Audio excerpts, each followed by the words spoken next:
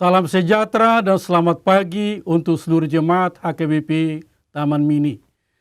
Sebelum kita melaksanakan pekerjaan kita sepanjang hari ini, kita akan mendengarkan firman Tuhan yang menghantar sekaligus memberkati kita untuk melaksanakan pekerjaan kita. Marilah kita berdoa. Puji syukur dan terima kasih Tuhan, kami panjatkan kehadirat-Mu yang kudus. Karena kasih Tuhan senantiasa memberkati kami, memberikan kesehatan, keselamatan bagi kami, juga untuk memotivasi kami Tuhan, melakukan pekerjaan kami seturut dengan kehendak-Mu. Saat ini Tuhan kami akan mendengarkan firman-Mu.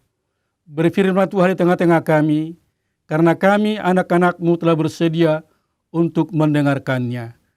Di dalam nama Tuhan Yesus Kristus, dengarlah dua permohonan kami ini. Amin.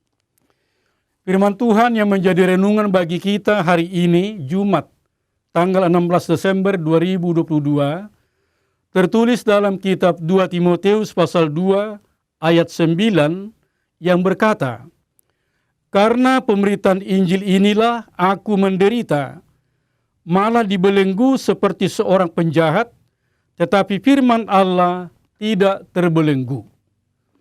Saudara-saudara yang kekasih, penderitaan merupakan sesuatu hal yang sebisa mungkin dihindari oleh banyak orang. Ini manusiawi, sebab siapapun kita memang tidak suka menderita. Yang diharapkan dan dicari orang adalah kebahagiaan, sukacita, aman dan nyaman dalam hidupnya.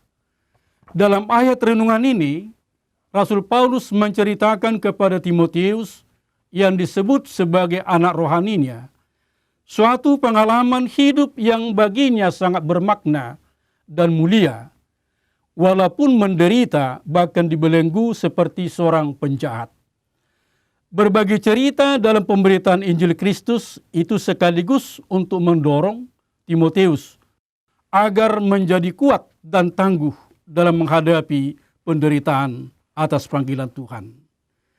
Ada 3 gambaran yang diberikan oleh Rasul Paulus agar tetap komitmen dalam pelayanannya, yaitu pertama, seperti seorang prajurit yang berjuang dengan teguh.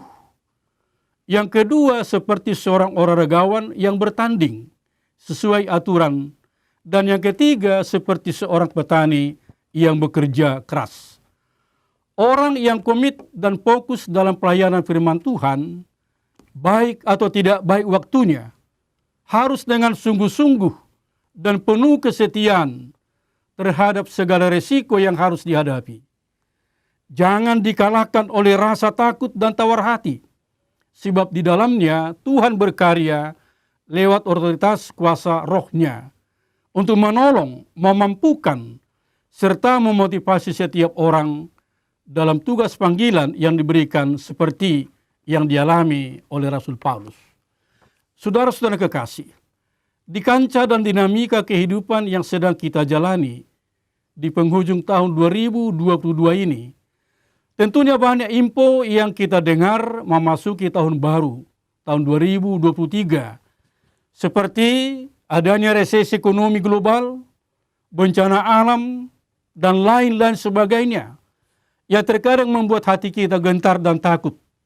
Sepertinya pintu penderitaan itu semakin terbuka lebar. Namun saudaraku, melalui firman Tuhan renungan hari ini, firman yang sudah menjadi manusia dalam Yesus Kristus memberi kepastian dan kekuatan bagi kita.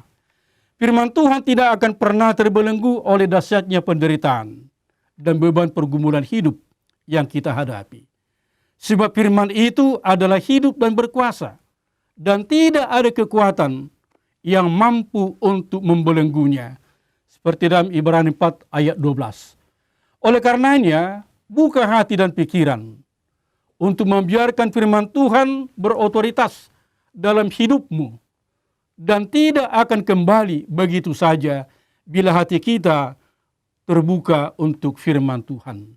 Itulah jaminan dan kepastian yang menjadi dasar kehidupan kita untuk terus memberitakan firman Tuhan lewat perkataan, perbuatan kita.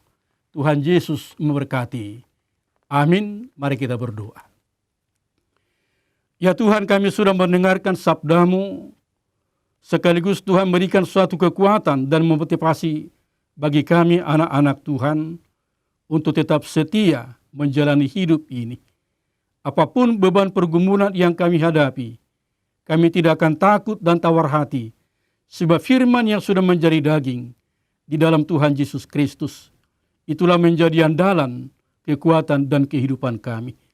Berkati kami Tuhan untuk boleh memahami firman-Mu dengan hikmat surgawi, dan kuatkan kami Tuhan dalam kuasa Roh Kudus-Mu untuk boleh melakukannya seturut dengan kehendak-Mu. Bila Tuhan Engkau berkati kami semuanya dalam melakukan aktivitas kami sepanjang hari ini, agar nama Tuhan dimuliakan, dan kami semuanya di dalam sukacita dan di dalam semangat, terutama menyongsong perayaan Natal tahun 2022 ini. Berkati Tuhan jemaat-Mu yang dalam keadaan sakit, sembuhkanlah mereka, kuatkan yang mereka yang lemah, dan hiburlah mereka yang berduka. Berkati seluruh anak-anak kami Tuhan dalam pendidikannya, dalam cita-citanya, dalam harapannya, supaya mereka boleh melihat kuasa Tuhan itu tidak henti-hentinya, hari demi hari, bulan demi bulan, bahkan tahun demi tahun. Ampuni kami Tuhan atas segala dosa kami. Di dalam nama Tuhan Yesus Kristus kami sudah berdoa dan mengucap syukur. Amin. Anugerah Tuhan kita Yesus Kristus, kasih setia dari Allah Bapa, dan persekutuan dengan Roh Kudus menyertai dan memberkati kamu sekalian. Amin.